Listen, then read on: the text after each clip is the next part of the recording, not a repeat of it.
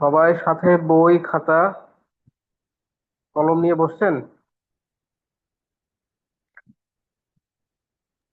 জি sir. হ্যাঁ। গত পরশুদিন যা পড়ানো হয়েছিল আপনারা কি বাসায় একটু লেখাপড়া করেছেন?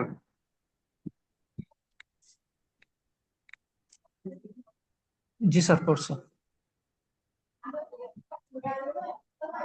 তো একদিন বললে হবে, বাকিদের কাছে শিখবো আমরা। তারাও বলেন বাসায় একটু লেখাপড়া করছেন কিনা।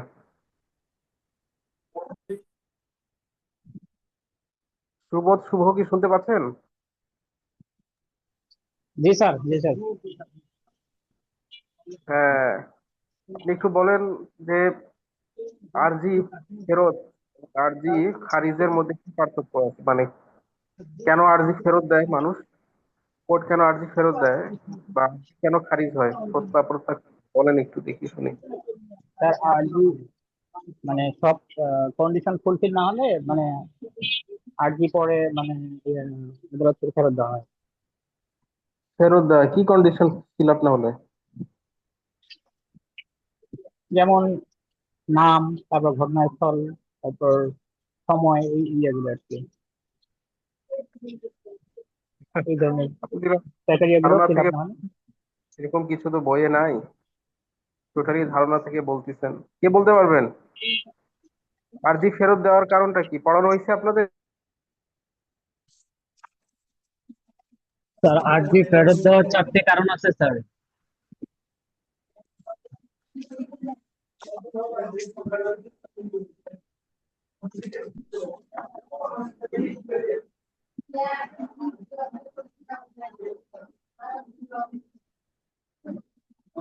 আসসালামু আলাইকুম স্যার।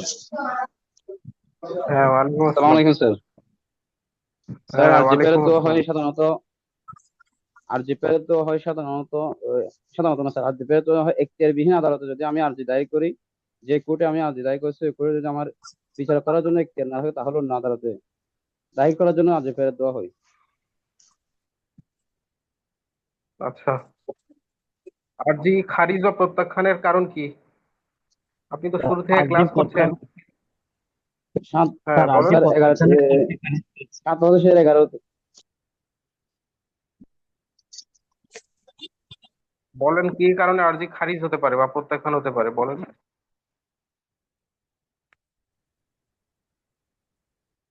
চারটি কারণে স্যার, হ্যাঁ, চারটি কারণে কি আরজি কারণে? প্রত্যাখ্যান বা নাকচ হতে পারে। চারটি কারণে স্যার। চারটা কারণ? কি কি কারণ জি বলে স্যার। বলেন, যদি আমি কারণগুলো আরজির বলেন। মূল্যমান কম দেখাই, তৃতীয় বিষয়ে মূল্যমান যদি কম দেখাই, তারপরে যদি আর যেতে ব্যবহৃত স্টাম্প হচ্ছে কম মূল্য ব্যবহার করি, যেটা হচ্ছে স্যার, যদি আর এটা হচ্ছে যে স্যার, ওটা দুইটা চারটা কারোর মধ্যে আচ্ছা, আর স্টাম্প কি বলতে মূল্যমান কম। পারবেন? আচ্ছা, তাহলে আমি আপনার বলি। আর হ্যাঁ। দেওয়ানি কার্যবিধির ৭ আদেশের ১১ বিধি অনুযায়ী আর্জি খারিজের ৪টি কারণ রয়েছে। এর মধ্যে প্রথম কারণটি হচ্ছে মামলার প্রকৃত কারণ উল্লেখ না করা। দ্বিতীয়ত হচ্ছে মূল্য কম দেখানো। তৃতীয়ত হচ্ছে মূল্য অনুযায়ী স্ট্যাম্প কম ব্যবহার করা, যার সময় আদালত কর্তৃক সতর্ক করার পরেও যদি সংশোধন না করে। আর ৪ নম্বর হচ্ছে স্যার বিশেষ কোনো আইন দ্বারা বারিত হওয়া, অর্থাৎ কোনো আইনে যদি নিষেধ করা থাকে তাহলে সেই আর্জিটা প্রত্যাখ্যান করা হয়। আর সেক্ষেত্রে যে সময়টা দেওয়া হয় সেটা ২১ দিনের বেশি কোনোভাবেই হবে না, অর্থাৎ নির্দিষ্ট ২১ দিনের মধ্যে আর্জি সংশোধন করে করতে হবে। আচ্ছা, এই আরজি খারিজ যদি করা হয় তাহলে এই আরজি খারিজের সিদ্ধান্তটা কি, আদেশ, ডিক্রি না কি এটা? স্যার, এটা ডিগ্রি স্যার। কোথায় বলা আছে যে আরজি খারিজের আদেশ, ডিক্রি? দুইটাই স্যার। আরজি খারিজের ডিক্রি এটা কোথায় বলা আছে? কোন, কোথায়, কোন ধারায় বলা আছে,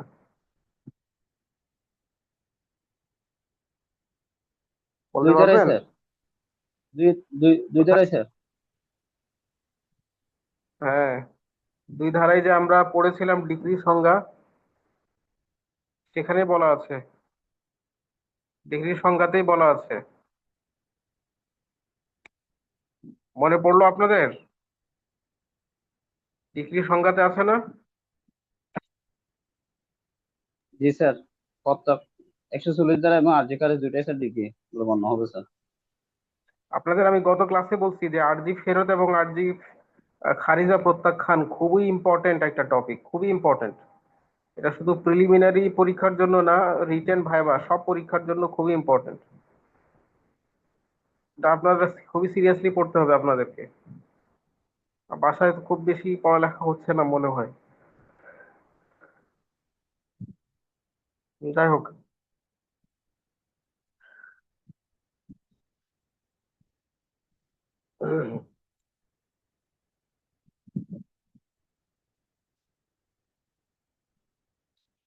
তাহলে আজকের পড়া শুরু করি। গত ক্লাসে আমি কোথায় শেষ করছিলাম বলেন দেখি?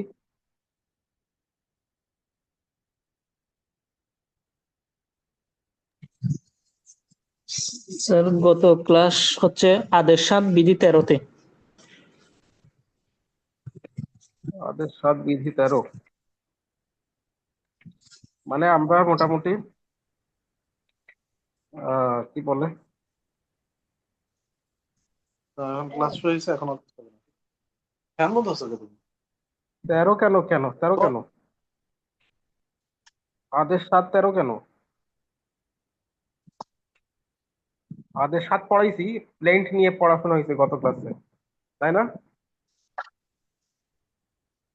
প্লেন্ট কি বলেন তো একজন?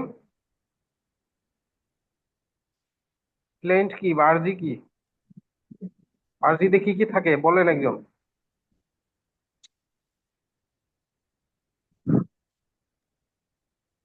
লিখিত জবাব, লিখিত জবাব এবং আরজি আর স্যার। প্লেন্ট হলো লিখিত জবাব। এবং আরজি কে, এবং আরজি স্যার।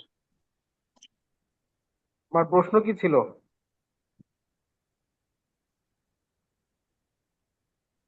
আর প্রশ্ন কি ছিল বাদীর বলেন তো? বাদীর দাবিকৃত প্রতিকার স্যার। অন্যরা নাই? অন্যরা ক্লাসে আর নাই? শুধু একজন খালি উত্তর দেন কেন? আপনারা বলেন, আপনারাও ক্লাসে ছিলেন। স্যার, বলেন আরজি কি আরজি কি? হচ্ছে বাদীর আরজি ও বিবাদীর লিখিত জবাব এর সংমিশ্রণে যে হচ্ছে গিয়ে সংমিশ্রণ যেটা ওইটাই হচ্ছে আপনার প্লেন। ও, মানে বাদী বিবাদীর জবাব মিলে ওটাকে প্লেন্ট বলে। তার প্লেনটা হচ্ছে প্লেন্টের অভিযোগকারী। না স্যার, বাদীর তো প্লেন্টের হচ্ছে আপনার আরজি আর বিবাদীর জবাব। আমি কি জানতে চেয়েছি? আরজি জানতে চেয়েছি, তা আপনি জবাব নিয়ে আসতেছেন কেন? আমি বললাম যে প্লেন আরজি হচ্ছে কাকে স্যার, বলে? আরজিতে কি কি থাকে, এই সহজ একটা প্রশ্ন করছি। আরজিতে হচ্ছে ওই মানে আসামি আরজি আরজিতে মানে তার যে যে 9টি ধারায় বিষয়ের পড়বে। উল্লেখ থাকতে হবে। আসামি আসবে? হ্যাঁ হ্যাঁ, এটা কি ক্রিমিনাল মামলা যে আসামি স্যার, থাকে এখানে? না স্যার, এটা হচ্ছে মানে বাদী থাকবে, অভিযুক্ত বাদী। যে যে যে যে ধারায় আরজিতে অভিযুক্ত হবে। স্যার দেওয়ানি মামলার কয়টা পক্ষ থাকে? স্যার দুইটা। দুইটা পক্ষ, দুইটা। প্লেন আর কি ডিফেন্ডার। বাংলায় প্লেন কি বলে? ডিফেন্ডার, বাদী এবং বিবাদী। অভিযোগ। এখানে আসামি আসবে কেন? আসামি তো স্যার স্যার, ফৌজদারি আসামি আর ক্রিমিনাল। স্যার ফৌজদারি মামলার কার্যবিধিতে স্যার নাম, আসামি আসামিয়াত। পরিচয় ঠিকানা, বিবাদীর নাম পরিচয় ঠিকানা, আমি প্রথমে জানতে চাইছি মামলার যে নাম। আরজি জিনিসটা কি। আপনারা কেউ উত্তর দিতে পারেন না আরজি কি। আর আমি বলবো স্যার, আর যে জেনারেল আর কি আর তো হ্যাঁ, জেনারেল রেজিস্টার আর কি। সেখানে হচ্ছে জেনারেল আপনার বাদীর দাবির বিবরণী স্যার। বাদীর দাবির বিবরণী স্যার। বাদী যে সকল প্রতিকার চায় ওই সকল বিবরণী জি স্যার। জি জি জি, হ্যাঁ জি। একটা দেওয়ানি মামলার সূচনা হয় কিভাবে কিভাবে শুরু হয় একটা দেওয়ানি মামলা? তার আরজি আর্জির দাখিলের আরজি মাধ্যমে। দাখিলের দায়েরের মাধ্যমে। মাধ্যমে, এবং অন্যান্য অন্য কোনো পদ্ধতি। অভিযোগ দায়েরের মাধ্যমে। অভিযোগ? স্যার কোনো আরজি নির্ধারিত দাখিলের পদ্ধতি। মাধ্যমে দেওয়ানি মামলা শুরু হয়। আমি আরজির সংজ্ঞাতে বলেছি গত ক্লাসে, আপনারা কি রেকর্ডিংটা শুনছিলেন, ক্লাসে রেকর্ডিং?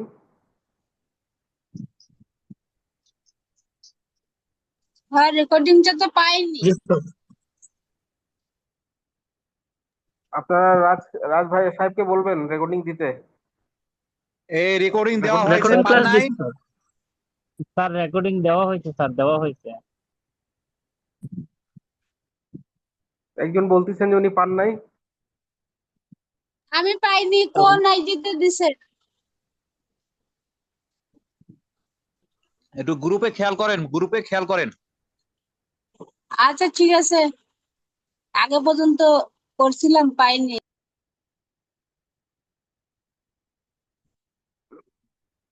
আচ্ছা, আপনাদের পারফরমেন্স তো খুব একটা ভালো দেখতেছি না। আপনারা মানে লেখাপড়া সামান্য একটা আরজি বলতে পারছেন না সংজ্ঞা, এটা খুব দুঃখজনক বিষয়। আপনাদের পরীক্ষা তো বেশি দিন না, 1 মাস সময় আছে পরীক্ষা। পরীক্ষা কবে আপনাদের, প্রিলি পরীক্ষা? নভেম্বরের 29 তারিখ। মানে আজকেও অক্টোবরের 29 আছে, 1 মাস সময় আছে। এ সময়ের মধ্যে যদি আপনার লেখাপড়া না করেন তাহলে কিভাবে হবে বলেন? লেখাপড়া তো করতে হবে।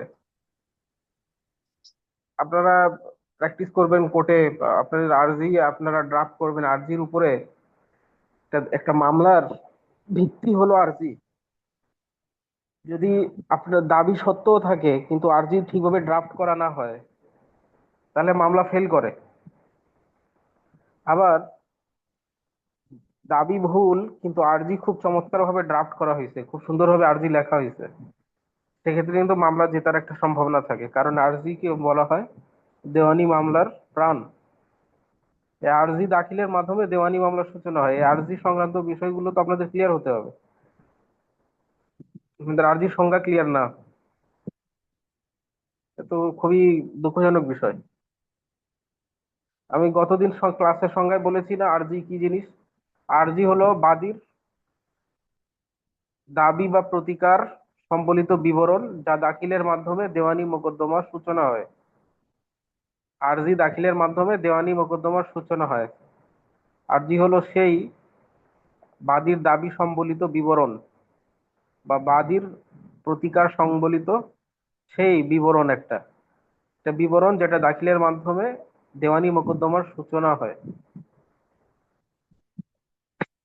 আচ্ছা, আপনাদেরকে কি এই গত ক্লাসে একটা জিনিস আমি নতুন যে অ্যামেন্ডমেন্ট হয়েছে 25 সালে, নতুন যে সংশোধনী হয়েছে আরজি আহ, দাখিলের মধ্যে কিভাবে, আর এই এই জিনিসটা তো আপনারা কেউ বলেন না। আপনাদের তো দেওয়া হয়েছে যে কি কি অ্যামেন্ডমেন্ট হয়েছে, আগের এবং পরের একটা কম্পারিজন দেওয়া হয়েছিল, সেটা বলেন নাই আপনারা তো।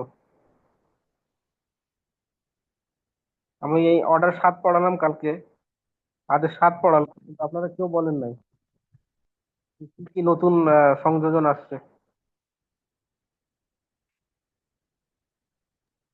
আরজির দাবি স্যার হলফনামার মাধ্যমে প্রমাণ করা যাবে।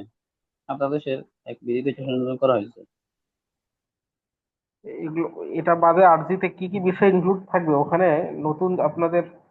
ওই যে 7 ধারা, সরি 7 ধারা বলছি, 7 আদেশের 1 নম্বর বিধি, ওখানে যে নতুন সংশোধনী আসছে 7 নম্বর আদেশের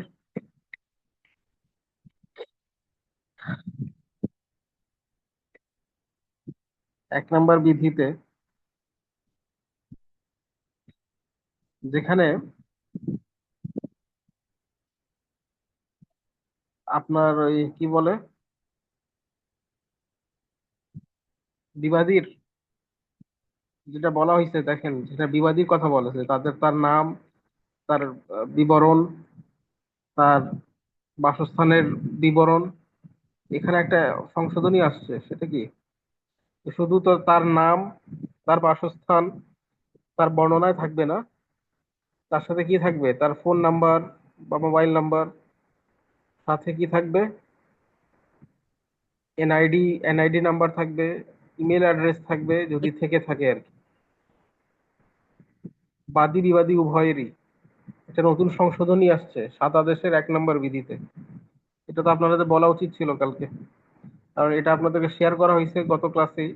এর অনেক আগে শেয়ার করা হয়েছে যে কি বলে, যে নতুন সংশোধনীর আগের এবং সংশোধনীর পরের কি অবস্থা, এটা কম্পারিজনের 2টা শীট আপনাদের সাথে শেয়ার করা হয়েছে। আপনারা পড়েছেন, পেয়েছিলেন কেউ?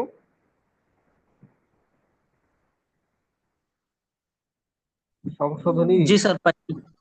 জি স্যার হ্যাঁ, পাইছি স্যার। ওখানে যে 7 আদেশের 1 নম্বর বিধিতে যে সংশোধনী আনা হয়েছে, যে আগে শুধু আরজিতে বাদী বিবাদীর নাম ঠিকানা হলেই হতো, কিন্তু এখন নাম ঠিকানার সাথে সাথে তাদের NID number. Mobile number, NID number, যদি ইমেল অ্যাড্রেস থেকে থাকে তাহলে ইমেল অ্যাড্রেসটা দিতে হবে,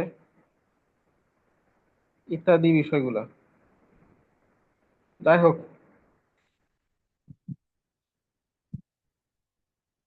এই যে আপনাদের সাথে যদি আমি স্ক্রিনটা শেয়ার করি, এখানে আপনারা মনে পড়ার কথা যে এই জিনিসটা আপনাদের সাথে শেয়ার করা হয়েছিল।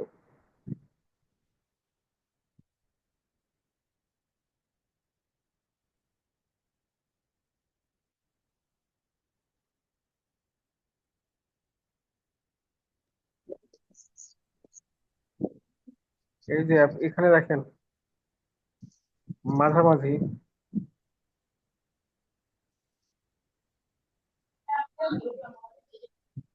এই যে আপনারা দেখেন এই জায়গায়, এই যে এখানে, এই যে 7 আদেশের 1 নম্বর বিধিতে এই যে ভাবি না বিষয়গুলো বাবা। অ্যাড হবে, এই যে এই বিষয়গুলো অ্যাড হবে, দেখতে পাচ্ছেন সবাই? দেখতে পাচ্ছেন? জি স্যার। জি স্যার। ওখানে যে নেম, ডিসক্রিপশন, মানে নাম, তার বর্ণনা এবং তার বাসস্থানের বর্ণনা ছিল, কিন্তু এটা চেঞ্জ হয়ে যেগুলো আসবে mobile number, national identification number, email address, লিখেন।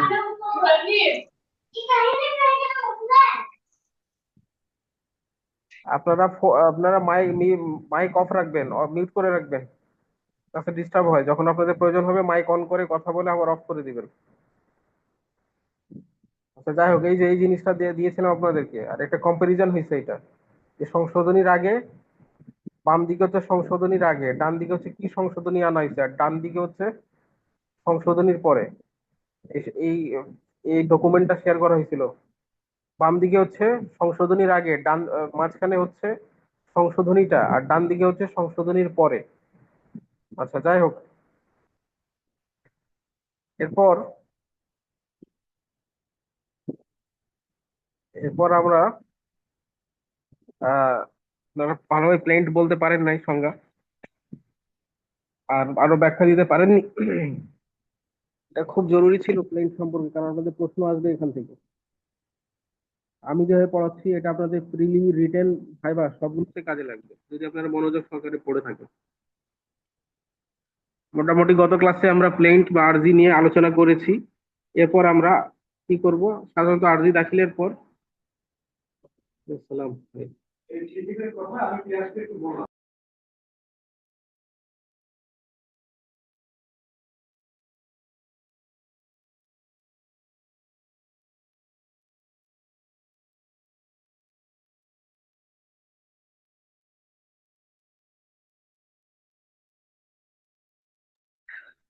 আচ্ছা শোনেন, তাহলে আজকে আমরা আরজি দাখিল হলো, দাখিলের পর কি করতে হবে?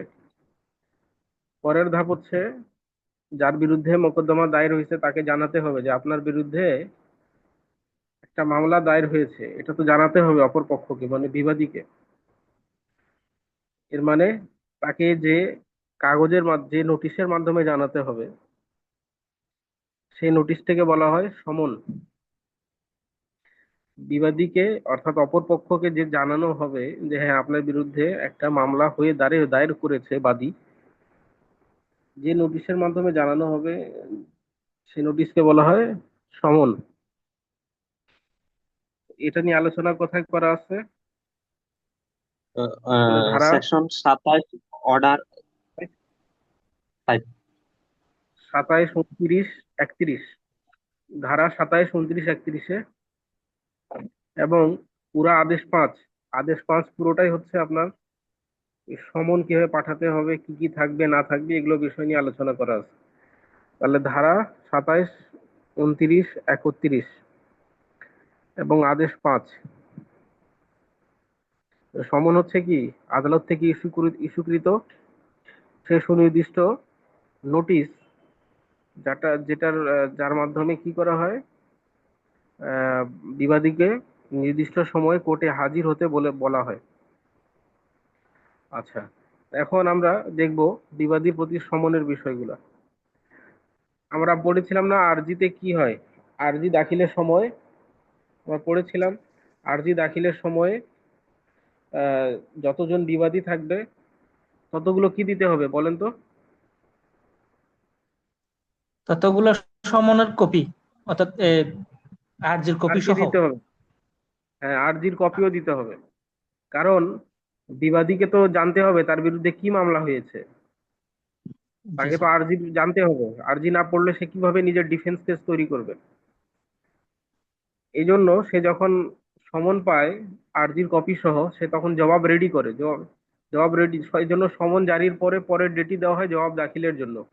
কারণ কোর্ট ধরে নেয় যে তার উপরে সে সমনটা জারি হয়ে ফেরত আসছে, এখন বিবাদীর পালা, বিবাদীর কাজ সেটা কি, তাকে তার জবাব দিতে হবে। তার বিরুদ্ধে যে দাবি করা হয়েছে সেই দাবিগুলোকে সে সমর্থন করে না প্রত্যাখ্যান করে, অস্বীকার করে, এই সমর্থনে তাকে একটা লিখিত বিবরণী দাখিল করতে হয়, যাকে জবাব বলে। ওটা সম্পর্কে পরে পড়বো আমরা।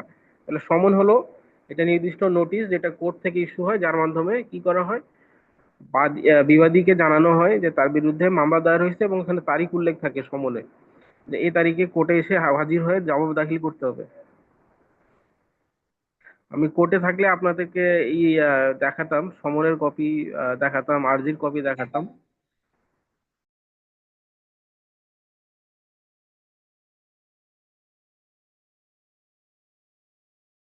আহ, এখন যেহেতু আমি ট্রেনিং এ ঢাকায় আছি এই জন্য আমি দেখাতে পারছি না, যাই হোক। আহ, তারপর আমরা পড়া শুরু করি। তাহলে 5 আদেশের 1 নম্বর বিধি কি বলেছে? সমন কে ইস্যু করবে?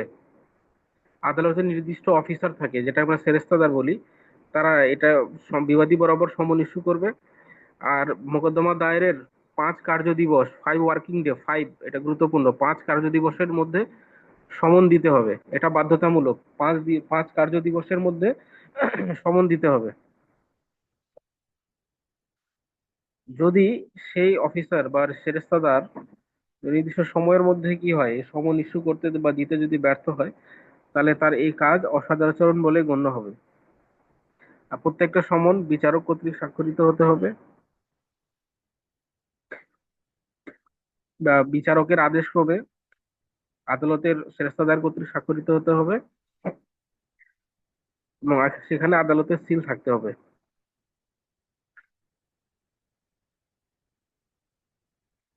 আর সে সমনের সাথে যে আর্জির কপি যাবে যেটা বাদী দাখিল করেছে আর কি। যাই হোক, তাহলে মোটামুটি 5 নং আদেশের 1 নম্বর বিধিতে বলা আছে এই বিষয়গুলা, আপনারা মাথায় রাখবেন। আচ্ছা, এরপর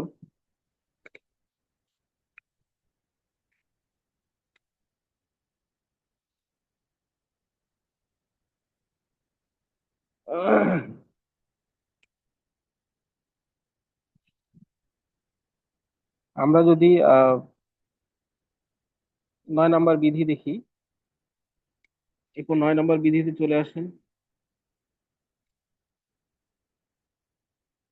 9 নম্বর বিধিতে কি বলেছে?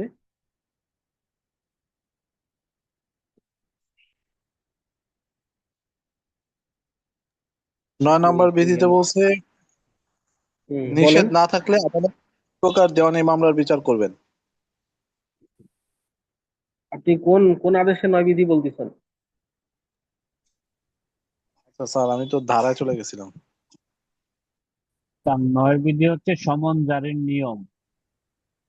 হ্যাঁ হ্যাঁ, 9 বিধি হচ্ছে জারির জন্য সমন অর্পণ বা প্রেরণ।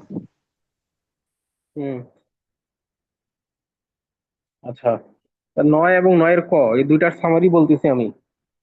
9 এবং 9-এর ক, দেখেন এখানে বলা হয়েছে কি যে মূলত এখানে সংশোধনী আনা হয়েছে 2012 সালে। এখানে বলা হয়েছে বা হচ্ছে যে আদালত কি করবেন, জেলা জজ একটা কুরিয়ার সার্ভিসের, ওই এলাকার একটা কুরিয়ার সার্ভিসের তালিকা করবে। সেই কুরিয়ার সার্ভিসের মাধ্যমেও সমন প্রেরণ করা যাবে, পাশাপাশি ফ্যাক্স বা বার্তা বা ইমেইলের মাধ্যমে সমন জারি করা যেতে পারে। যদি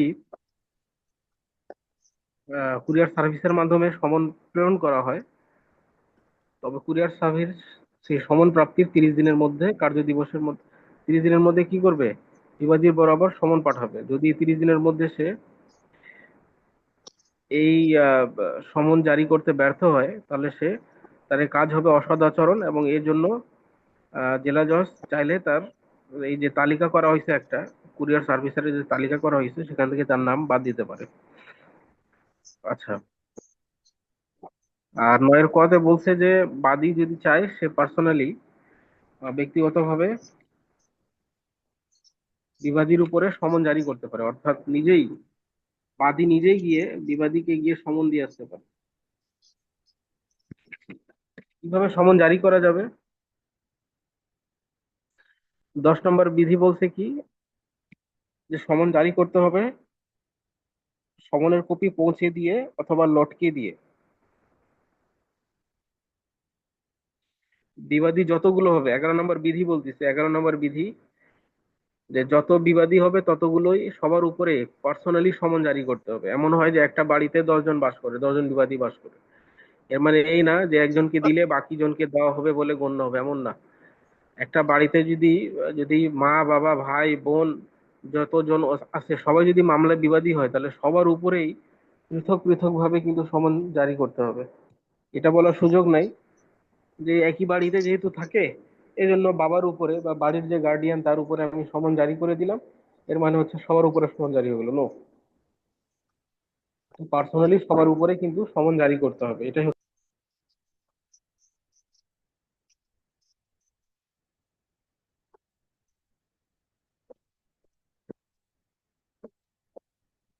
এজন্যই আর্জি দাখিলের সময় বলে দেওয়া হয়েছিল যে যতজন বাদী হবে ততগুলোই সমন এবং আর্জির কপি দাখিল করতে হবে। আচ্ছা,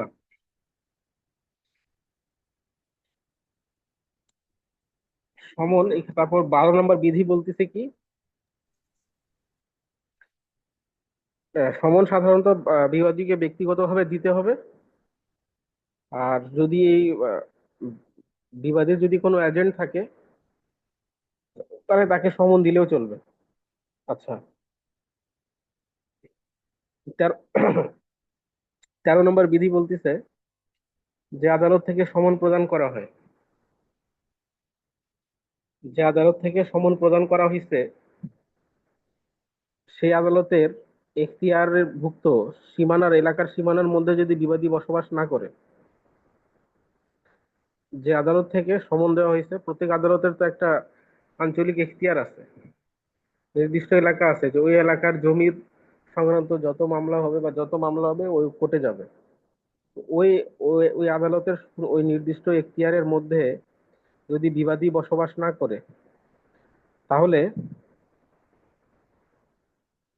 ওই এলাকার মধ্যে যদি সে ব্যক্তির কোনো ম্যানেজার বা প্রতিনিধি থাকে, তাহলে তার বরাবরে সমন জারি করলে সেটা সমন জারি হয়েছে বলে গণ্য হবে।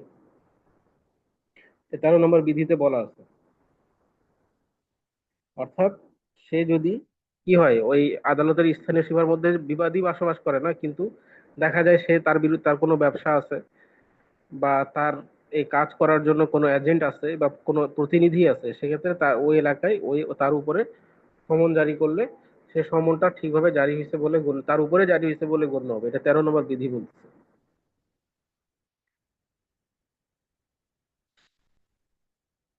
তারপরে আরেকটা বিষয় আছে এখানে কি, যদি এখন বিবাদীর বাসায় গেছে সমন জারি করার জন্য, বিবাদী বাসায় নাই, তখন তখন এটাই বলছে 15 নম্বর বিধি যে দেখা যায় যদি তার বাড়িতে সমন জারি করতে গেছে, সে বিবাদী বাসায় নাই, তো এই জন্য, এবং তার কোনো প্রতিনিধি বা এজেন্টও নাই। এর আগের গুলাতে কি বলছে, যে বিবাদী নাই কিন্তু তার এজেন্ট আছে, তার এজেন্টের উপরে সমন জারি করলেই হয়। বা তার যদি কোনো ব্যবসা থেকে থাকে, বা সেই ক্ষেত্রে তার ম্যানেজার বা এজেন্ট বা কোনো প্রতিনিধির উপর করলে হয়। কিন্তু তার বাসায় আমি গেছি সমন জারি করতে, ওই বাসায় সে নাই, তখন কি করতে, বা তার কোনো এজেন্ট নাই, বা তখন কি করতে হবে? তাহলে যারা ওই তো বিবাদীর সাথে বাস করে, তার বাড়ির যে কোনো প্রাপ্তবয়স্ক লোকের উপরে সমন জারি করতে হবে। প্রাপ্তবয়স্ক লোকের উপরে সমন জারি করতে হবে। আর একটা বিষয়, যদি তার চাকর থাকে, তার সেক্ষেত্রে বাড়িতে অনেক সময় চাকর থাকে, তাহলে এখানে আদালতের সিদ্ধান্ত আসছে যে বাড়ির চাকর এর উপরে সমন জারি করলে হবে না, যেহেতু সে পরিবারের সদস্য না। যাই হোক, এরপর আমরা 21 নম্বর বিধিতে যাব। আমি যেগুলা বিধি বলছি, ওই বিধিগুলো আপনার পড়বেন। আমি সব বিধিগুলো কিন্তু বলতেছি না বা পড়াচ্ছি না, এই জন্য যেগুলো বলতেছি আপনাদের দায়িত্ব হচ্ছে সেগুলোকে পড়া, পরবর্তীতে ভালো হবে নিজেরাই।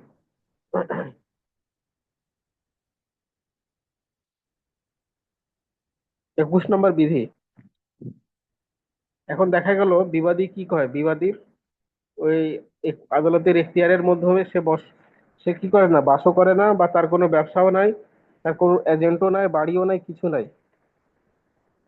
তো দেখা গেল ও যে বিবাদীর উপরে সমন জারি করতে হবে, সে ওই কোর্টের এখতিয়ারের বাইরে অন্য এলাকায় বসবাস করে, অন্য কোর্টের এখতিয়ারের মধ্যে।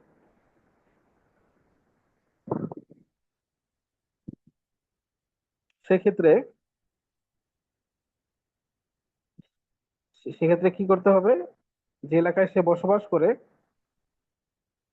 সে এলাকারই কোনো আদালত এখতিয়ারে, সে এলাকারই এখতিয়ারাধীন যে কোনো সমন জারিকারী আদালত সমনটি পাঠাতে পারে, এবং উক্ত আদালত তখন সমন জারি করবে। তখন কি করতে হবে? সেই সমনটা সেই আদালতে পাঠাতে হবে যে আদালতের সে এখতিয়ারাধীন, এবং সেই আদালত থেকে সমনটা তার কাছে জারি হবে। 24 নম্বর বিধি বলছে, যদি বিবাদী জেলে আছে, তার বিরুদ্ধে মামলা হয়েছে, দেওয়ানি মামলা হয়েছে, মোকদ্দমা হয়েছে, সেক্ষেত্রে যদি বিবাদী জেলে থাকে, সেক্ষেত্রে বিবাদীর প্রতি সমন জারি করার জন্য জেলে যে জেলার থাকে, বা জেলের ভারপ্রাপ্ত যে কর্মকর্তা জেলার, তার প্রতি সমন জারি করলেই হবে, যদি বিবাদী জেলে থাকে। এটা কয় এরপর নাম্বার স্যার 25 বিধি? নম্বর বিধি কি? 24। এর আগে একটা 24 নাম্বার বিধি ছিল না স্যার? হ্যাঁ, এটা 24 হচ্ছে যদি জেলে থাকে আর কি, সেক্ষেত্রে। আচ্ছা, এরপর 25 বলতিছে, যদি বিবাদীটা বাংলাদেশের বাইরে বসবাস করে, এবং তার কোনো এজেন্ট নাই তার পক্ষে সমন নেওয়ার জন্য, সেক্ষেত্রে বিবাদী যেখানে বসবাস করে সেখানে সমন পাঠাতে হবে। এক্ষেত্রে কি করতে হবে? হ্যাঁ,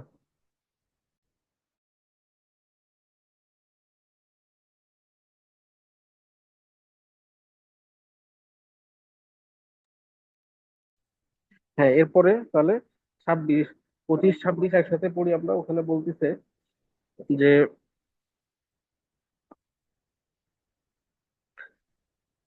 25 নাম্বার আগে বলতেছে এখানে কি, যে যে ক্ষেত্রে বিবাদী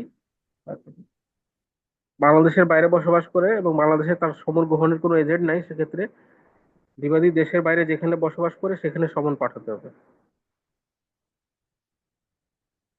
26 নম্বর বিধি বলছে যে এই ক্ষেত্রে কি করতে হবে? রাজনৈতিক প্রতিনিধি বা এমন সমন জারির জন্য প্রতিষ্ঠিত কোনো আদালত কর্তৃক সমনটি জারি করা যেতে পারে। রাজনৈতিক প্রতিনিধি, পলিটিক্যাল এজেন্ট, বা এমন সমন জারির জন্য প্রতিষ্ঠিত কোনো আদালত কর্তৃক সমনটি জারি করা যেতে পারে। মানে 25 এবং 26 একসাথে পড়তে হবে। এরা হলো বিদেশের ক্ষেত্রে, যদি বিদেশে থাকে বিবাদী। 27 হচ্ছে কি, যদি সরকারি কর্মকর্তা বা রেলওয়ে বা স্থানীয় কোনো কর্তৃপক্ষের কর্মকর্তার প্রতি সমন জারির জন্য উক্ত অফিসের প্রধানের বরাবর সমন জারি করতে হবে। অর্থাৎ যদি সরকারি কর্মকর্তা হয়, রেল বা অন্য কোনো স্থানীয় কর্তৃপক্ষের কর্মকর্তা হয়, তাহলে তার প্রতি সমন জারির জন্য কি করতে হবে? সেই অফিস প্রধানের বরাবর সমন পাঠাতে হবে। বিবাদী যদি কি হয়, একজন সৈনিক হয়, নাবিক হয় বা বৈমানিক হয়, অর্থাৎ সে যদি এয়ারফোর্স বা নেভি বা আর্মি থেকে হয়, সেক্ষেত্রে তার কমান্ডিং অফিসার বরাবর সমন পাঠাতে হবে। এটা বিধি 28-এ বলেছে। তাহলে এখন আমরা আলোচনা করলাম কি 21, 24, 25, 26, 27 এবং 28। আচ্ছা, আমরা আসবো 20-এ। 20 খুবই গুরুত্বপূর্ণ। 20 হচ্ছে কি বিকল্প সমন জারি। বিকল্প সমন জারি হলো কি, যে সাবস্টিটিউটেড সার্ভিস, মানে বিকল্প হিসেবে অন্য যে বিষয়গুলো বলা হয়েছে তার বিকল্প হিসেবে। এটা কি, এটা গুরুত্বপূর্ণ, এটা কিন্তু পরীক্ষায় আসে আপনাদের। এটা হয় মূলত সমন লটকিয়ে জারি করা, লটকিয়ে জারি। এটা ব্যাখ্যা এরকম আছে, কেন এরকম করা হয়, যে আদালত দেখা গেল কি, যে তার বাসায় গেছে, তাকে খুঁজে পাচ্ছে না। তো তো হতে পারে যে বিবাদী সমন এড়ানোর জন্য আত্মগোপন করে আছে। তো তার জন্য কি এভাবে পড়ে থাকবে আজীবন? নো। যদি সমন এড়ানোর জন্য আত্মগোপন করে থাকে বা অন্য কোনো সাধারণ উপায়ে, যে উপায়গুলো বর্ণনা করা হয়েছে আগে, যদি সমন যদি জারি করা না যায়, সেক্ষেত্রে কি হয়, বিকল্পভাবে বা সাবস্টিটিউটেড সার্ভিসের মাধ্যমে সমন জারি করা যাবে। সেটা কি, বিবাদী যেখানে বসবাস করে তার বাসগৃহ, সেখানে প্রকাশ্য কোনো স্থানে, বা বিবাদী যেখানে ব্যবসা করে বা বসবাস করেছে এর আগে, বা সেই জায়গায় একটা নকল লটকিয়ে এটা জারি করার আদেশ দিতে হবে। তাহলে বিকল্প জারি কিভাবে হচ্ছে, যে ক্ষেত্রে বিবাদী কি হয়েছে, আত্মগোপন করেছে, তাকে খুঁজে পাওয়া যাচ্ছে না, বা সমন তাকে অন্য কোনো ভাবেও সমন জারি করা যাচ্ছে না আগে যেটা বলা হয়েছে, সেক্ষেত্রে কি করতে হবে? বিকল্প পদ্ধতি। এটা কি, বিবাদীর যে বসবাস করে যে জায়গায়, সেখানে সেটা তার সমনটা গিয়ে তার প্রকাশ্য স্থানে, তার বাড়ির সাধারণত সদর দরজায় এটা করা হয়, মানে তার মূল মেইন গেটে, সদর দরজায় বা প্রকাশ্য স্থানে সমনটা লটকিয়ে জারি করা হয়, লটকিয়ে দেওয়া হয়। অথবা যেখানে সে সর্বশেষ বসবাস করেছে বা ব্যবসা করেছে বা লাভজনক কোনো কাজ করেছে, সেখানে প্রকাশ্য স্থানে সেটা লটকিয়ে জারি করে দেওয়া হয়। তাহলে মূল কথা হলো যে বিকল্প পদ্ধতি মানেই হলো লটকিয়ে জারি করা। আচ্ছা, যাই হোক, তাহলে মোটামুটি এটা হলো সমন জারির বিভিন্ন পদ্ধতি। এটাও চেঞ্জ, মানে একটা আসছে আর কি, কি বলো এটাকে, সংশোধনী আসছে, যে রিসেন্ট সংশোধনীর মাধ্যমে আর কি, যে 2025 সালে যে একটা সংশোধনী হয়েছে, যেটা আপনাদের একটু আগে শেয়ার করেছিলাম, ওটা আমি আবার শেয়ার করি। মানে এই পাঁচ আদেশে কি কি সংশোধনী আসছে, আগের এবং বর্তমানের কি অবস্থা, সেটা যদি আমরা শেয়ার করি তাহলে দেখতে পাবো কি, দেখেন।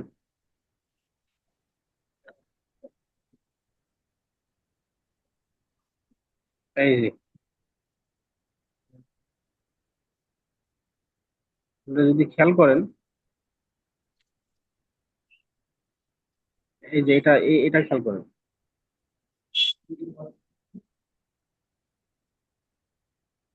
এখানে অ্যাড কি করা হয়েছে, আগে তো বলে দেওয়া হয়েছিল যে 5 আদেশে 9 নম্বর বিধিতে আর কি, এটা 5 আদেশে 9 নম্বর বিধিতে যেটা বলছিলাম আমি, যে ব্যক্তিগতভাবে সমন দেওয়া যাবে ইত্যাদি।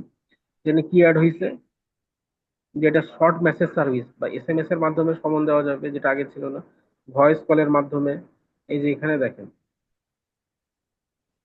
Short message service, voice call, instant message service, ফ্যাক্সের মাধ্যমে, ইমেইলের মাধ্যমে সেটা জারি করা যাবে by the plaintiff at his own cost. অর্থাৎ বাদীর নিজের খরচে জারি করা যাবে। অর্থাৎ আগে যেগুলো ছিল ওটার সাথে অ্যাড হবে কি কি, SMS, short message service, voice call, instant message service, fax message, electronic mail, মানে ইমেইলের মাধ্যমে করা যাবে। এটার খরচ বহন করবে বাদী, provided that the proof of such service shall be kept in record।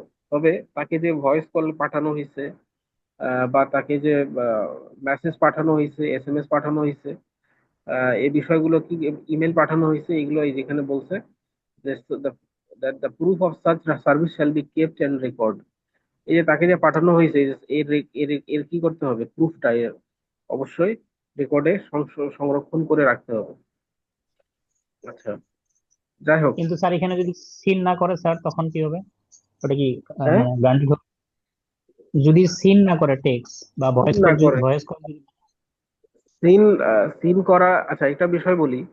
আহ, বা- এর আগে কিন্তু সমন জারির দুইটা পদ্ধতি ছিল। এক হচ্ছে সরাসরি দেওয়া মানে পদাতিক সমন, আর একটা হলো ডাক সমন। পদাতিক মানে যেটা স্বয়ং গিয়ে হাতে হাতে দেওয়া হয়, আহ, হেঁটে বা মানে পায়ে হেঁটে, যে বা পায়ে হেঁটে বলতে মানে মোটামুটি যে নিজে গিয়ে যেটা দেওয়া হয় সেটা হলো পদাতিক সমন। আর একটা হলো ডাক সমন, ডাকের মাধ্যমে, সরকারি ডাক সার্ভিসের মাধ্যমে, পোস্ট সার্ভিসের মাধ্যমে যে সমন দেওয়া হয় তাকে বলা হয় ডাক সমন। এখানে একটা অ্যাড হয়েছে কি আধুনিক ডিজিটাল প্রযুক্তির মাধ্যমে সমন।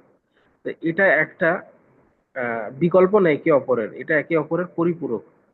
তবে ব্যতিক্রমও আছে, যে এ না যে আমি শুধু এসএমএস পাঠাই দিলাম, তার কোনো তাকে পদাতিক সমন পাঠাতে হবে না, এমন না। এটা হলো পরিপূরক, সাপ্লিমেন্টারি, নট অল্টারনেটিভ। এই জন্য তাকে ভয়েস কল বা এসএমএস দেওয়ার সাথে সাথে তাকে যে সমন দেওয়া সেটাও দিতে হবে। এটা কেন করছে এখন মনে করেন, এটা তো বোঝা যায়, কেউ সিন করলে তো আমরা বুঝতে পারি। বিশেষ করে হোয়াটসঅ্যাপ মেসেজের ক্ষেত্রে বা ইত্যাদির ক্ষেত্রে, এসএমএস এর ক্ষেত্রেও বোঝা যায় যে হ্যাঁ সে সিন করেছে বা তার কাছে তার মোবাইলে মেসেজটা গেছে। তো এই ক্ষেত্রে তার সেটা কি করতে হবে, প্রিন্ট আউট করে সেটার কপিটা ও নথির মধ্যে রাখতে হবে, যে হ্যাঁ এটা প্রমাণ থাকবে। এটাই বলছে যে the proof of such service shall be kept in record. কারো কাছে যদি মেসেজ যায় সেটা তো আমরা বুঝতে পারি, সিন করলে তো আমরা দেখতে পারি, বুঝতে পারি যে সে এটা সিন করেছে, রিপ্লাই করতেছে না। তো ওটা কি করতে হবে, ওটা প্রিন্ট করে বের করে নথির মধ্যে ঢুকিয়ে রাখতে হবে। আচ্ছা, যাই হোক, তাহলে এটা মোটামুটি আমাদের সমন জারির ক্ষেত্রে আরো আরো কিছু বিষয় আছে গুরুত্বপূর্ণ। সেটা হলো যে 31 নাম্বারটা ইম্পর্টেন্ট, 31।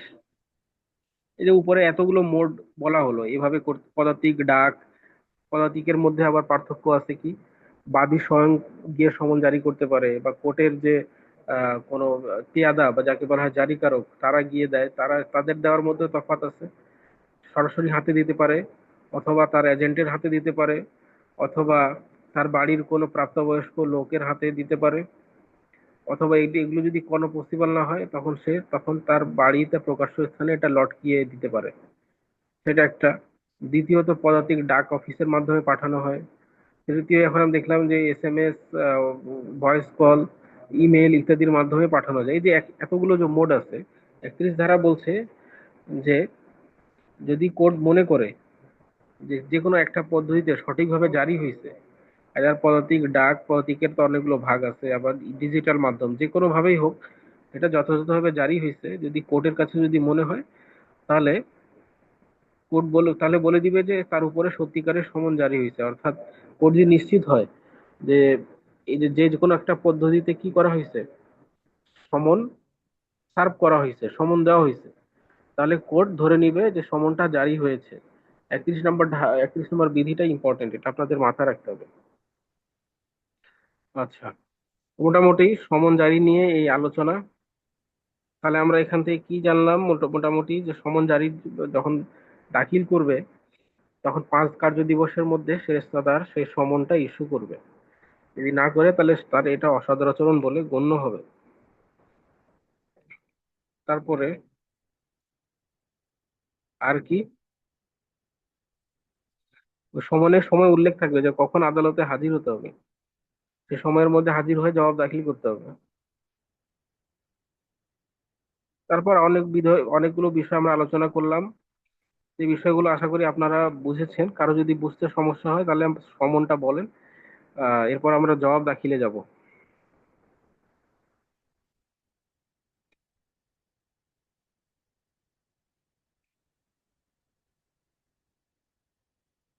নাই কোনো জিজ্ঞাসা? আচ্ছা, স্যার ওই যাই হোক। 5 কার্যের মধ্যে সমন ইস্যু করতে হবে, এটা কত বিধিতে আছে? কি আবার 5 কার্য বলেন? দিবসের মধ্যে সমন issue 5 কার্যদিবসের মধ্যে সমন ইস্যু করতে হবে, এটা কোন বিধিতে আছে কি? 5 কার্যদিবসের মধ্যে একটা বলছে কোন কথা? এটা কি আপনি বই নিয়ে বসছেন সাথে?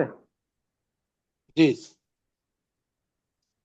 একজন বলেন তো কোথায় বলা আছে, যাদের সাথে বই সামনে বই আছে।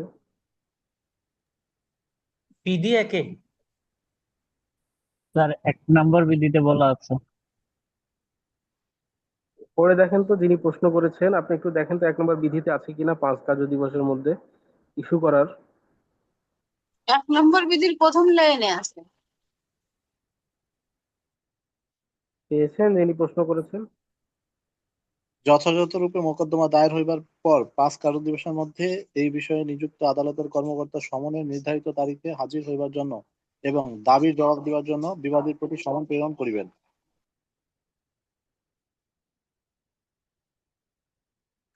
পেয়েছেন যিনি প্রশ্ন করেছেন? পেয়েছি স্যার। হ্যাঁ। আর কারো কোনো প্রশ্ন আছে সমন রিলেটেড?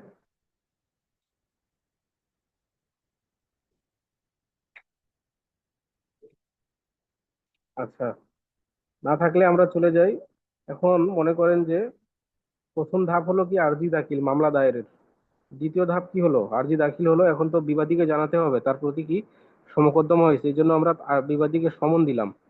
বিবাদী সে সমন পেল, এখন বিবাদী কি করবে? বিবাদী এখন কোর্টে হাজির হয়ে জবাব দাখিল করবে। বিবাদী এখন হাজির হয়ে জবাব দাখিল করবে। আচ্ছা, তাহলে জবাব কি? জবাব হলো বিবাদীর প্লিডিং। আমরা প্লিডিংস পড়েছিলাম না 6 নম্বর আদেশে, যে প্লিডিং কি? প্লিডিং হলো আরজি অথবা লিখিত জবাব। বাদীর প্লিডিং হলো তার আরজি, বিবাদীর প্লিডিং হলো তার লিখিত জবাব। মনে আছে? জি মনে আছে স্যার। আপনাদের? হ্যাঁ। জি মনে আছে এখন স্যার। আমরা জবাব, হ্যাঁ, এখন আমরা জবাব দাখিলটা পড়বো। জবাব দাখিলটা কি? এটা বললাম যে বাদী যে বিষয়গুলো দাবি উত্থাপন করেছে, এখন বিবাদী এর জবাব দিবে। সে স্বীকার করে কিনা বা কেন স্বীকার করে না, তার নিজের অবস্থান কি, ইত্যাদি বিষয়গুলো তখন সে তার লিখিত জবাবে বর্ণনা করবে। বিবাদীর প্রতি সমন জারির সময় থেকে 30 কার্য দিবসের মধ্যে বিবাদীকে লিখিত জবাব দাখিল করতে হবে। সমন জারির পর, তার উপরে সমন জারি হয়েছে যেদিন থেকে, সেদিন থেকে 30 কার্য দিবস, শুধু 30 দিন না, 30 কার্য দিবস এর মধ্যে সমন জারি করতে হবে।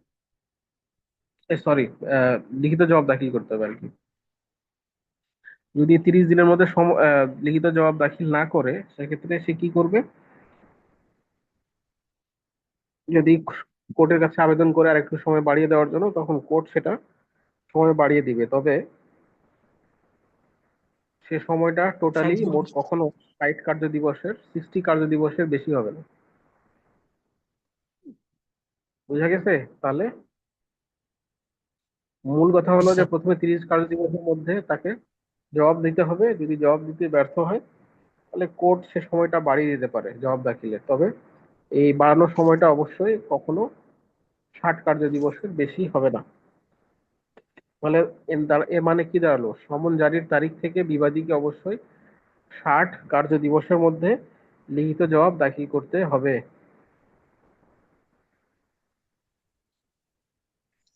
যদি প্রশ্ন আসে, যদি লিখিত জবাব দাখিল করতে ব্যর্থ হয়, 60 কার্য দিবসের মধ্যে যদি লিখিত জবাব দাখিল করতে না পারে, তখন কি হবে বলেন দেখি, কেউ বলতে পারেন কিনা? একতরফা মামলা নিষ্পত্তি এক- হবে স্যার। জি জি, একতরফা ডিক্রি। ওই যে ওখানে 1 এক নম্বর বিধিতে বলা আছে 8 আদেশের, 8 আদেশের এখন আচ্ছা, 8 আদেশ পুরোটা হচ্ছে লিখিত জবাব নিয়ে আলোচনা হয়েছে। এর আগে আমরা পড়েছিলাম আপনার 7 আদেশ। 7 আদেশ কি নিয়ে আলোচনা হয়েছিল বলেন তো?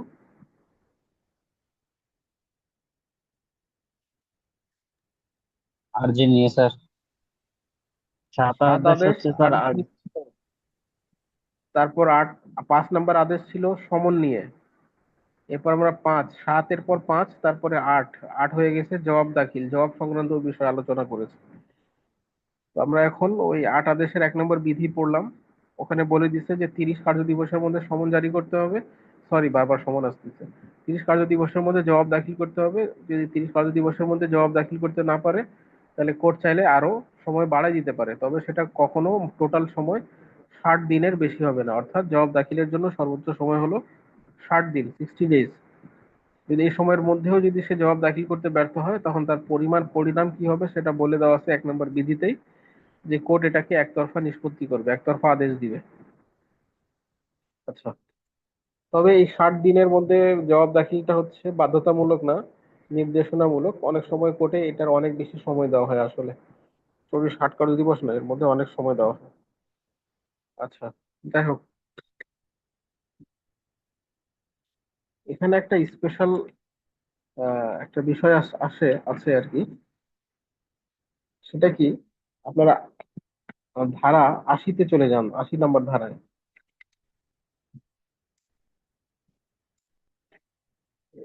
80 নম্বর ধারায় কি বলেছে, যে এই যে বিবাদী যদি সরকার হয়, গভর্নমেন্ট হয়, সাধারণত সরকারের পক্ষে ডিসি বা জেলা প্রশাসক মামলায় প্রতিদ্বন্দ্বিতা করে, সাধারণত আর কি, সব ক্ষেত্রে না। অনেক সময় সড়ক বিভাগ থাকে, অনেক সময় ওয়াপদা ইত্যাদিরা থাকতে পারে বিবাদী হিসেবে, তাদেরও জমি নিয়ে ঝামেলা হতে পারে। এটা বলছে কি, যদি এই 80 নম্বর ধারা বলছে যে যদি বিবাদী হয় সরকার বা সরকারি কর্মকর্তা, তাহলে অবশ্যই যে বাদী মামলা দায়েরের আগে 2 মাসের নোটিশ দিবে তাকে, সরকারকে বা সরকারি কর্মকর্তাকে 2 মাসের নোটিশ দিবে। যদি এই 2 মাসের নোটিশ না দেয়, না দিয়ে ডাইরেক্ট মামলা করে দিল, সেক্ষেত্রে কি করতে হবে, সরকারকে বা সরকারি কর্মকর্তাকে জবাব দাখিলের জন্য কমপক্ষে 3 মাসের সময় দিতে হবে। এখানে কিন্তু এটা বলেননি সর্বোচ্চ 3 মাস, বলছে কমপক্ষে 3 মাস। মানে কমপক্ষে 3 মাস সময় দিতে হবে সরকারকে জবাব দাখিলের জন্য, যদি মামলা দায়েরের পূর্বে বাদী নোটিশ না দিয়ে মামলা করে সেক্ষেত্রে। তাহলে এখানে একটা স্যার, ব্যতিক্রম আছে কার, সরকারের ক্ষেত্রে। বলেন। এখানে তাহলে কি মানে সরকার থেকে সরকার মানে বিবাদীয় সরকার, মানে কোন একটা ডিপার্টমেন্ট, আবার বাদীও কি কোন একটা ডিপার্টমেন্ট, এরকম নাকি ব্যক্তি টু সরকার? না না, এইসব। এখানে শুধু বিবাদীর কথা বলা হয়েছে। বাদী যে কেউ হতে পারে। এক আচ্ছা, মানে ডিপার্টমেন্ট আর একটা ডিপার্টমেন্টের বিরুদ্ধে তো সাধারণত খুব একটা মামলা করে না। প্রাইভেট পার্সন হতে পারে বাদী, প্রাইভেট পার্সন, মানে আপনি আচ্ছা, নিজেই প্রাইভেট মামলা বিরুদ্ধে, হ্যাঁ। বিবাদী হচ্ছে সরকারের যে কোনো ডিপার্টমেন্ট। হ্যাঁ, বিবাদী, হ্যাঁ, যে কোনো ডিপার্টমেন্ট হতে পারে, যে কোনো ডিপার্টমেন্ট, সরকারি যে কোনো ডিপার্টমেন্ট হতে পারে, যে কোনো প্রতিষ্ঠান হতে সেক্ষেত্রে পারে, জবাব যে দাখিলের এখানে সময় পাবে সরকারি সরকারে। কর্মকর্তা হতে পারে, সরকারি কর্মকর্তাও বলা হয়েছে। তার মানে সরকারি কর্মকর্তার বিরুদ্ধে যদি কোনো সাধারণ লোকের মানে কোনো মামলা করতে চায়, সেক্ষেত্রে কি সেও জবাব দাখিলের জন্য সর্বনিম্ন সব 3 মাস বিষয়ে সময় পাবে? শোনেন, সরকারি কর্মকর্তা বলতে হচ্ছে তার অফিসিয়াল ক্যাপাসিটিতে। যেমন আমিও সরকারি লোক, এখন আপনি আমার নিজের গ্রামের জমি নিয়ে মামলা করতে যাবেন, তো আমাকে আপনি 2 মাস সময় দিবেন না। এটা আমার অফিসিয়াল ক্যাপাসিটিতে যদি আমার কিছু কিছু করতে হয়, অর্থাৎ আমি অফিসিয়াল ক্যাপাসিটিতে যদি কিছু করেছি, সেক্ষেত্রে 2 মাস। নিজের পার্সোনালি কিছুর জন্য কিছু না, সরকারি কর্মকর্তাদের, বুঝতে পারছেন? ও জি পার্সোনাল স্যার, জি। কিছু অফিসিয়াল ক্যাপাসিটিতে যদি এরকম কোনো হয়, অফিসিয়াল ক্যাপাসিটিতে মামলা, সেক্ষেত্রে। জি জি জি, ওকে, যাই থ্যাংক ইউ হোক, স্যার। বিষয়টা আর লম্বা না করি, কারণ আমরা আরো পড়তে হবে। তাহলে কি বললাম, যে সরকারের বিরুদ্ধে মামলা করতে হলে প্রথমে 2 মাসের সময় নোটিশ দিতে হবে। 2 মাসের মধ্যে যদি নোটিশ না দিয়ে ডাইরেক্ট যদি মামলা করে দেয়, সেক্ষেত্রে অবশ্যই তাকে কমপক্ষে 3 মাসের সময় দিতে হবে জবাব দাখিল করার জন্য। আচ্ছা, এখন আমরা ফিরে আসি, আবার এই 8 আদেশে ফিরে আসি। এখানে 2 থেকে 5 যে বিধিগুলো আছে, সেটা আমি সংক্ষেপে বলতেছি। 2 থেকে 5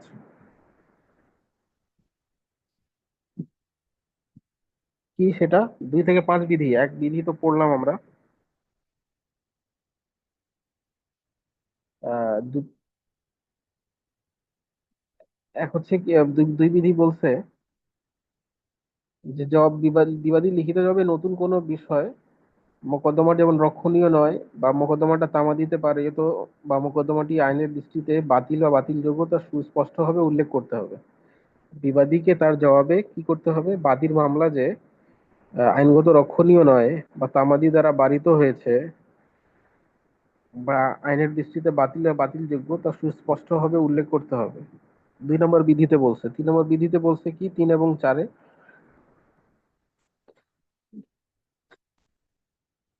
ক্ষতিপূরণ ছাড়া বিবাদীকে আর্জির বিষয়গুলো প্রত্যেকটা বিষয় সুনির্দিষ্টভাবে অস্বীকার করতে হবে। অর্থাৎ ক্ষতিপূরণ ছাড়া, এই বিষয়টা ব্যতিক্রম কি এখানে, ক্ষতিপূরণ ক্ষতিপূরণ ছাড়া বিবাদীকে কি করতে হবে, বাদীর আর্জি বর্ণিত প্রত্যেকটা বিষয়কে সুনির্দিষ্টভাবে অস্বীকার করতে হবে।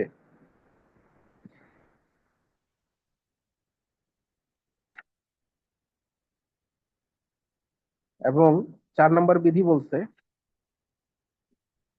এটা কি করতে হবে, 4 এবং 5 নম্বর বিধি বলছে কি, এটা যেন তেন ভাবে শুধু একটা অস্বীকার করে দিলে হবে না যে হ্যাঁ বাদীর সকল দাবি মিথ্যা। এটা হলো ইভ্যাসিভ ডিনায়াল, মানে এড়িয়ে যাওয়ার প্রবণতা, যে মামলার মানে এড়িয়ে যাওয়ার প্রবণতা নিয়ে এটা অস্বীকার করা না, এটা হতে হবে না, একেবারে সুস্পষ্ট ভাবে অস্বীকার করতে হবে।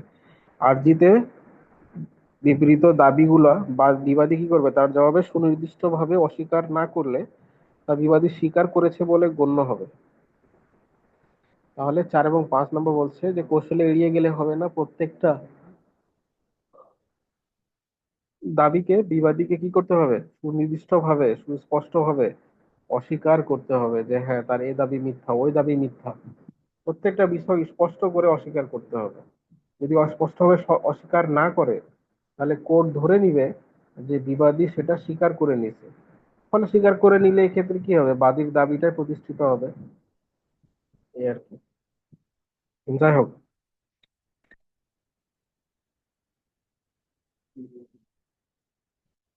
আচ্ছা আমরা ওই এক বিধি যেটা আছে আপনাদের 8 দেশের 1 নম্বর বিধিতে আরো কিছু উপবিধি আছে, ওই যে 2, 3, 4, 5, 6, ওগুলো সংক্ষেপে বলে দিই ওখানে কি বলা আছে আপনারা খেয়াল করেন। যে 8 দেশের 1 নম্বর বিধিতেই অনেকগুলো উপবিধি আছে। আমরা এক উপবিধি পড়লাম যেখানে বলেছিল যে 30 দিনের মধ্যে জবাব দাখিল করতে হবে, সর্বোচ্চ 60 দিনের মধ্যে করতে হবে, নাহলে তার বিরুদ্ধে মামলা এক্স পার্টি হবে বা একতরফা হবে সেটা।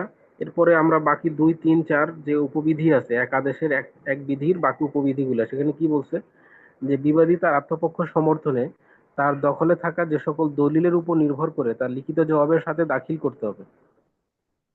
ওই যে আরজির মতো, আরজিতে যেমন কি বাদী যে সকল দলিলের উপর নির্ভর করে বা যে সকল কাগজের উপর নির্ভর করে তাকে যেমন আরজির সাথে দাখিল করতে হতো বা তার একটা তালিকা দিতে হতো, এখানেও তাই, বিবাদীর ক্ষেত্রেও তাই, বিবাদীকে কি করতে হবে, তার জবাবের সাথে সাথে তার তার সে যে সকল দলিল পত্রের উপর নির্ভর করে সেটাও তার জবাবের সাথে কোর্টে দাখিল করতে হবে। এটা বিধি 2-এ বলা আছে। এক এক আদেশের সরি এক 8 আদেশের এক এক বিধির 2 উপবিধি।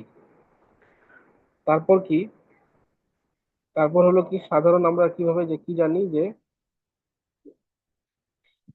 5 নম্বর উপবিধি বলছে কি, যে সাধারণ নিয়ম হলো লিখিত জবাবের সাথে বিবাদী তার যে সকল দলিল দাখিল করে নাই। 5 নম্বর উপবিধি কি বলছে, যে সকল দলিল দাখিল করে নাই সাধারণ নিয়ম হলো কোর্ট সেগুলো পরবর্তীতে দাখিলের অনুমতি দিবে না। তবে খুবই ব্যতিক্রম একটা পরিস্থিতিতে কোর্ট বিবাদীকে অনুমতি দিতে পারে পরবর্তীতে সে সকল দলিল দাখিল করার জন্য। তবে 6 নম্বর আবার উপবিধি বলছে যে আহ, এই যে সে বিবাদী যে সকল দলিল প্রথমে দাখিল করে নাই পরে নিয়ে আসছে দাখিল করার জন্য, তো 6 নম্বর উপবিধি বলছে যে সে সকল দলিল নিয়ে আসতে পারে বা করা যাবে যদি তার জেরা করার জন্য দাখিল, যে সে লুকায় রাখছে যে কোনো গুরুত্বপূর্ণ তথ্য ছিল যেটা সে বিবাদী তাদের সাথে প্রকাশ করতে চায়নি, সে পরে বাদীকে জেরা করবে তখন এটা দাখিল করার জন্য আর কি, এটা সে করতে পারে।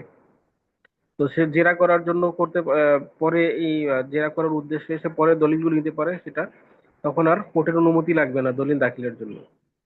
বা যেসব দলিল কোনো সাক্ষী তাকে স্মৃতিশক্তি পুনরুজ্জীবিত করতে আর কি, যে দলিল দেখলে তার মেমোরি রিফ্রেশ হবে বা তার কথা কোনো কথা সাক্ষী দিতে তার সুবিধা হবে, এক্ষেত্রে তখন আর তার কোর্টের অনুমতি লাগবে না। এরকম বিধান তো আমাদের আর্জি দাখিলের সময়ও ছিল।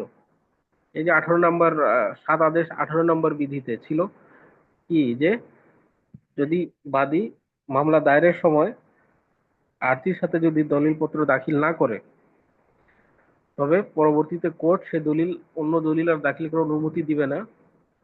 ওখানে শর্ত জুড়ে দিছে, সাধারণভাবে দিবে না, তবে যদি কোর্টের কাছে মনে হয় যে যথেষ্ট কারণ ছিল দাখিল না করার, এবং ব্যতিক্রম হিসেবে যদি যে মনে করে যে না জেরা করার উদ্দেশ্যে সেটা এতদিন এটা লুকা রাখছিল যাতে তার ফ্যাক্ট রিভিল না হয়ে যায়, গুরুত্বপূর্ণ তথ্য বের না হয়ে যায়, সেক্ষেত্রে আর কোর্টের তখন আর অনুমতি লাগবে না, সে তখন কোর্টে এটা দাখিল করতে পারবে। এই বিষয় একই বিষয়টা জবের ক্ষেত্রেও তাই, যে তাকেও জবাব দাখিলের সাথে সাথে সব দলিল দাখিল করতে হবে। যদি সে জবাব সব দলিল দাখিল না করে পরবর্তীতে দাখিল করতে পারবে না, তবে কোর্ট যদি অনুমতি দেয় তবে। তবে কোন ক্ষেত্রে কোর্টের অনুমতি লাগবে না, যে ক্ষেত্রে আহ, এই দলিল সমূহ বাদীর সাক্ষীকে জেরা করার জন্য দাখিল করা হয়েছে, বা বিবাদী তার উত্থাপিত কোনো বিষয়ের উত্তর দেওয়ার জন্য আদালতে হাজির হয়, বা যে দলিল কেবলমাত্র বাদী যেমাত্র কি হয় সাক্ষীকে তার স্মৃতিশক্তি পুনরুজ্জীবিত করার জন্য করা হয়, সে সকলগুলা আর কি কোর্টের অনুমতি ছাড়াই দাখিল করা যাবে। তাহলে এটা গেল মোটামুটি আমাদের জবাব। এখানে খুবই গুরুত্বপূর্ণ একটা বিষয় আছে, 8-এর 6, মানে 8 আদেশের 6 নম্বর বিধিটা খুবই গুরুত্বপূর্ণ। ওখানে সেট অফ এর কথা বলছে আর কি। আচ্ছা, ওর আগে আমরা পড়ে নিই আরো 9 এবং 10 নম্বর, 9 এবং 10 নম্বর বিধিটা একটু জেনে নেই। সেখানে কি বলছে, আদালত কর্তৃক অতিরিক্ত লিখিত জবাব দাখিলের নির্দেশ। 9 এবং 10, 9 নম্বর বিধি অনুযায়ী কি, আদালত প্রয়োজন মনে করলে যে কোনো সময় যে কোনো ব্যক্তিকে, যে কোনো পক্ষকে লিখিত বিবৃতি বা অতিরিক্ত লিখিত বিবৃতি পেশের আদেশ দিতে পারে, এবং তা দেওয়ার জন্য সময় নির্ধারণ করে দিতে পারে। সে সময়ের মধ্যে সেই বিবাদী কি করে, সেই তার বিবৃতি দাখিল না করে, তাহলে এই 10 বিধিটার ফলাফল বলা আছে, তাহলে কোর্ট তার বিরুদ্ধে রায় ঘোষণা করে দিতে পারে বা যে কোনো মোকদ্দমা সম্পর্কিত আদেশ দিতে পারে। তাহলে কি বললাম আমি, 9 এবং 10 বিধিতে কি বলছে, যে কোনো আদালত অতিরিক্ত কোনো লিখিত জবাব দাখিলের নির্দেশ দিছে বিবাদীকে, এবং একটা সময় নির্ধারণ করে দিছে যে সময়ের মধ্যে আপনারা কি করেন, তো অতিরিক্ত জবাব দাখিল করেন বা নতুন করে জবাব দাখিল বা কি বলে ফ্রেশ জবাব ওটাও দাখিল করেন। যদি সে না করে তখন তার ফলাফল বলা আছে, যে যদি না করে তাহলে 10 নম্বর বিধি অনুযায়ী আদালত তার বিরুদ্ধে রায় ঘোষণা করে দিতে পারেন বা অন্য যে কোনো আদেশ দিতে পারেন। আচ্ছা, এখন 1 নম্বর বিধিতে কি ছিল, এই আদেশের ছিল লিখিত জবাব, আর 9 নম্বর বিধিতে যেটা আছে অতিরিক্ত লিখিত জবাব, বা অলরেডি লিখিত জবাব দাখিল করা হয়েছে, সংশোধনী আনা হয়েছে অনেকগুলো, সবগুলোকে মিলিয়ে এটা ফ্রেশ করে লিখিত জবাব দাখিল, এটা হতে পারে। এটার মধ্যে দুইটা পার্থক্য 8-এর 1 এবং 8-এর 10-এর মধ্যে। এক ছিল একেবারে নতুন লিখিত জবাব, যার মাধ্যমে বিবাদীর মামলা কোর্টের সামনে উপস্থিত হয় সেটা, কিন্তু যে 9-10 আছে সেটা কি হয়, কোন অতিরিক্ত জবাব দাখিলের জন্য বলতে পারে, অতিরিক্ত, অথবা জবাব অলরেডি দাখিল করা হয়েছে, কিন্তু অনেক সংশোধনী আনা হয়েছে, কোর্ট তখন বলে সবগুলোকে মিলিয়ে সুন্দর করে একটা ফ্রেশ জবাব দাখিল করার জন্য। যদি এটা না করে তাহলে তার বিরুদ্ধে রায় ঘোষণা করে দিতে পারে কোর্ট। আচ্ছা, যাই হোক, এরপর আমরা খুব গুরুত্বপূর্ণ যে 8 আদেশের 6 নম্বর বিধিটা পড়বো। এটা পড়ে আজকে ক্লাস শেষ করব, এটা গুরুত্বপূর্ণ খুবই, পরীক্ষায় আসে। এটাকে বলা হয় সেট অফ বা পারস্পরিক দায়শোধ। 8-এর 6, 8 আদেশের 6 নম্বর বিধি সেট অফ, বাংলা হচ্ছে পারস্পরিক দায়শোধ। এটা কি বলতিছে, যে মনে করো উদাহরণ দিলে আপনারা বুঝতে পারবেন। বাদী একটা অর্থের মামলা করেছে, মানি সুট করেছে বিবাদীর বিরুদ্ধে, কি সে বাদী বলতেছে যে আমি বিবাদীর কাছ থেকে 1 লাখ টাকা পাই, এটা মানি সুট বা অর্থ মামলা করেছে। এখন বিবাদী জবাব দিতে গিয়ে তার জবাবে বলেছে যে আমি তো বাদীর কাছ থেকে 30,000 টাকা পাই। তো এই যে তার যে পাল্টা দাবি করলো, এই পাল্টা দাবির ফলে কি হবে? একে অপরের দাবি মিটিয়ে দিলে কি থাকে অবশিষ্ট? 70,000 টাকা থাকে। বাদী বিবাদীর কাছে 1 লাখ টাকা পায়, আর বিবাদী বাদীর কাছ থেকে 30,000 টাকা পায়। তো দুইটা ব্যালেন্স করে দিলে থাকে 70,000 টাকা। তাহলে 70,000 টাকাই হলো মূলত এখানে বিবাদের বিষয়। তো এটাই বলছে যে সেট অফের সংজ্ঞা কি, যে এটা সাধারণত হয়ে থাকে কোথায়? অর্থের মামলায়, পারস্পরিক, অর্থাৎ এটা শুধু মানি সুট হবে, অন্য কোনো মামলা হবে না। অর্থাৎ দলিল সংশোধনের কোনো মামলা হবে না, বাটোয়ারা মামলায় হবে না, চিরস্থায়ী নিষেধাজ্ঞা বা সত্য ঘোষণার কোনো মামলায় হবে না। এটা হবে শুধুমাত্র অর্থের মামলা। অর্থাৎ বাদী যদি বিবাদীর বিরুদ্ধে অর্থ আদায়ের মামলা করে, তবে বাদীর দাবিকৃত অর্থের সাথে বিবাদীর দাবিকৃত অর্থের সমন্বয় করার জন্য বিবাদী লিখিত আবেদন করতে পারে। অর্থাৎ দায় শোধ, পারস্পরিক দায় শোধের আবেদন করতে পারে। যদি আমরা এই 8-6 কে বিশ্লেষণ করি, তাহলে কি কি পাবো? শর্ত কি কি পাবো? কি কি শর্ত আছে সেট অফের জন্য? প্রথম শর্ত হলো এই মামলাটা অবশ্যই অর্থের মামলা হতে হবে, মানি সুট হতে হবে। দ্বিতীয় হলো সেই অর্থের পরিমাণ একেবারে সুনির্দিষ্ট হতে হবে। 3 হলো সেই অর্থ আইনগতভাবে আদায়যোগ্য হতে হবে, আইনগতভাবে আদায়যোগ্য হতে হবে। যদি আইনগতভাবে আদায়যোগ্য না হয়, তাহলে তো আর দরকার নেই সেট অফ দাবি করার। আর এটা হলো 3। 4 হচ্ছে কি, সে এই দাবিকৃত অর্থ আদালতের এখতিয়ারের মধ্যে হতে হবে। এত বেশি বড় অ্যামাউন্ট হওয়া যাবে না যেটা আদালতের এখতিয়ারের বাইরে, এমনটা হওয়া যাবে না।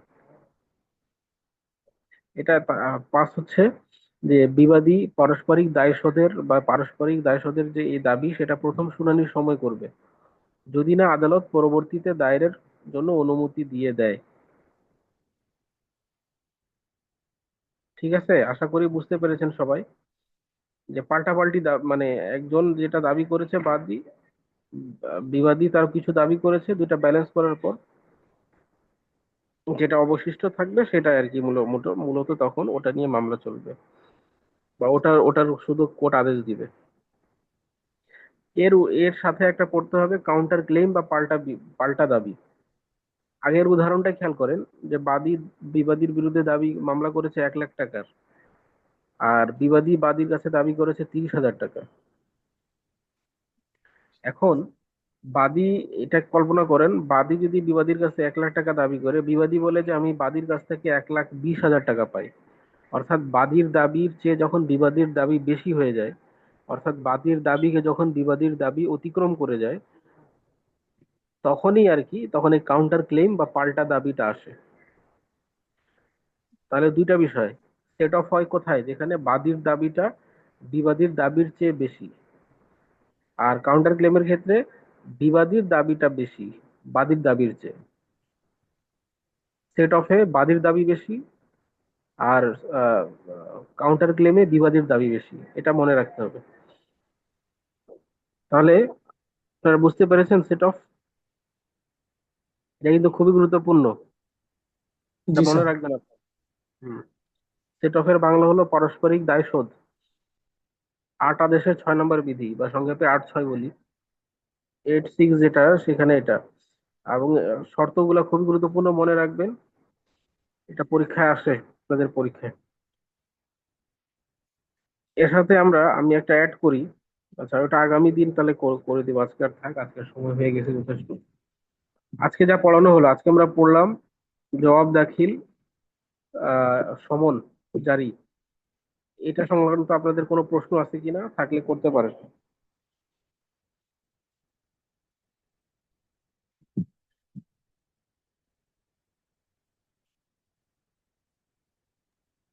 আর জবাব দাখিলের ক্ষেত্রে আমার একটা বিষয় জানার ছিল। কিসের? জবাব দাখিলের ক্ষেত্রে হ্যাঁ। স্যার, এখন ধরেন মিস্টার করিমের নামে সমন জারি করা হইলো।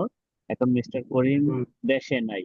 এখন তার পক্ষে কেউ একজন ওনার ফ্যামিলি থেকে রিসিভ করলো। এখন এই হ্যাঁ। মিস্টার করিমের ফ্যামিলির পক্ষ থেকে কি স্যার এই করিমের পক্ষে হয়ে আদালতে কি স্যার জবাব দাখিল করতে পারবে? হ্যাঁ, পারবে না কেন?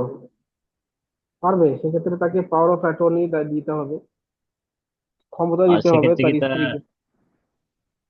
স্যার উনি তো স্যার ধরেন কোনো কারণে দেশের নাই, সেক্ষেত্রে উনি কিভাবে দিবে? আরেকটা